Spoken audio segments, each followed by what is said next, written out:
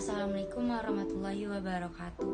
Perkenalkan, nama saya Friska Rifki Umaisya dari SMA Negeri 3 Kabupaten Tebo, jurusan IPA dari kelas 10 IPA 2. Di sini saya akan mempresentasikan tugas PPKN saya, materi tentang kedudukan warga negara dan penduduk Indonesia yang terbagi menjadi 4 poin. Poin pertama yaitu status warga negara Indonesia. Ketentuan tentang warga negara dan penduduk terdapat pada pasal 26 Undang-Undang Dasar 1945, yaitu warga negara, orang-orang bangsa Indonesia asli, dan orang-orang bangsa lain yang disahkan dengan undang-undang sebagai warga negara. Penduduk ialah warga negara Indonesia dan orang asing yang bertempat tinggal di Indonesia. Ketentuan tentang warga negara Republik Indonesia diatur dalam Undang-Undang Nomor 12 Tahun 2006 yang berbunyi: A. Setiap orang yang sebelum berlakunya undang-undang tersebut telah menjadi warga negara Indonesia. B. Anak yang lahir dari perkawinan yang sah dari ayah dan ibu warga negara Indonesia. C. Anak yang lahir dari perkawinan yang sah dari seorang ayah warga negara Indonesia dan ibu warga negara asing atau sebaliknya. D. Anak yang lahir dari perkawinan yang sah dari seorang ibu warga negara Indonesia dan ayah yang tidak memiliki kewarganegaraan kepada anak tersebut. E. Anak yang lahir dalam tenggang waktu 300 hari setelah ayahnya meninggal dunia dari perkawinan yang sah dan ayahnya itu seorang warga negara Indonesia. F. Anak yang lahir di luar perkawinan yang sah dari ibu warga negara Indonesia. G. Anak yang lahir di luar perkawinan yang sah dari ibu warga negara asing yang diakui oleh seorang ayah warga negara Indonesia sebagai anaknya, dan pengakuan itu dilakukan sebelum anak tersebut berusia 18 tahun atau sebelum kawin. H. Anak yang lahir di wilayah negara Republik Indonesia yang pada waktu lahir tidak jelas status kewarganegaraan ayah dan ibunya. I. Anak yang baru lahir yang ditemukan di wilayah negara Republik Indonesia selama ayah dan ibunya tidak diketahui. J. Anak yang lahir di wilayah negara Indonesia apabila ayah dan ibunya tidak memiliki kewarganegaraan atau tidak diketahui keberadaannya. K. Anak yang dilahirkan di luar wilayah Indonesia dari ayah dan ibu warga negara Indonesia karena ketentuan dari negara tempat anak tersebut dilahirkan memberikan kewarganegaraan kepada anak yang bersangkutan. L. Anak dari seorang ayah dan ibu yang telah dikabulkan permohonan kewarganegaraannya, kemudian ayah dan ibunya meninggal dunia sebelum mengucapkan sumpah atau menyatakan janji setia. Poin kedua yaitu asas-asas kewarganegaraan Indonesia.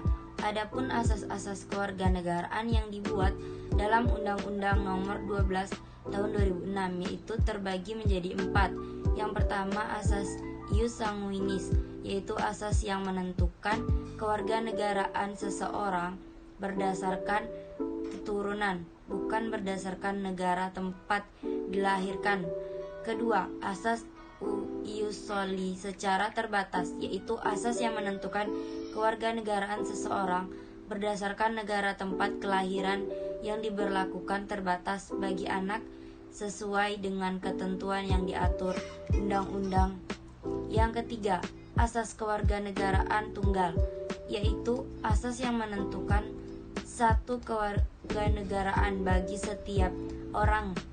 Yang keempat, asas kewarganegaraan ganda terbatas, yaitu asas yang menentukan kewarganegaraan ganda bagi anak sesuai dengan ketentuan yang diatur dalam undang-undang. Adanya perbedaan dalam menentukan kewarganegaraan dapat menimbulkan masalah status kewarganegaraan, yaitu apatride dan bipatride. Apatride yaitu adanya seorang penduduk yang sama sekali mempunyai kewarganegaraan, misalnya seorang keturunan bangsa A yang menganut asas ius soli lahir di negara B yang menganut asas ius sanguinis.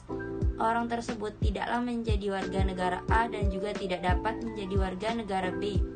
Orang tersebut tidak mempunyai kewarganegaraan. Dipatride yaitu adanya seseorang penduduk yang mempunyai dua macam kewarganegaraan sekaligus. Kewarganegaraan misalnya seseorang keturunan bangsa B yang menganut asas ius sanguinis lahir di negara A yang menganut asas ius soli. Karena ia keturunan bangsa B, maka ia dianggap sebagai warga negara B. Akan tetapi negara A juga menganggap dia warga negaranya berdasarkan tempat kelahirannya. Berdasarkan dari masalah status kewarganegaraan tadi, maka dalam status negara terdapat dua sistem dalam menangani hal tersebut, yaitu stelsel aktif dan stelsel pasif. Stelsel aktif yaitu seseorang harus melakukan tindakan hukum tertentu secara aktif untuk menjadi warga negara atau naturalisasi biasa. B. Stelsel pasif yaitu seseorang dengan sendirinya dianggap menjadi warga negara tanpa melakukan suatu tindakan hukum tertentu atau naturalisasi istimewa. Berkaitan dengan dua stelsel, warga negara dalam suatu negara mempunyai hal-hal, yaitu yang pertama, hak opsi, yaitu hak untuk menolak suatu kewarganegaraan atau dalam stelsel aktif. Yang kedua, hak repudiasi, yaitu hak untuk menolak suatu kewarganegaraan atau stelsel pasif. Poin ketiga yaitu syarat-syarat menjadi warga negara Indonesia. Adapun syarat-syarat menjadi warga negara Indonesia telah disebutkan pada bagian sebelumnya, bahwa orang yang menjadi warga negara Indonesia adalah warga negara Indonesia asli dan orang asing yang disahkan dengan undang-undang menjadi warga negara Indonesia. Penduduk asli negara Indonesia secara otomatis adalah warga negara Indonesia, sedangkan orang dari bangsa asing untuk menjadi warga negara harus mengajukan permohonan kepada pemerintah Indonesia. Proses permohonan itu dinamakan dengan pewarganegaraan atau naturalisasi.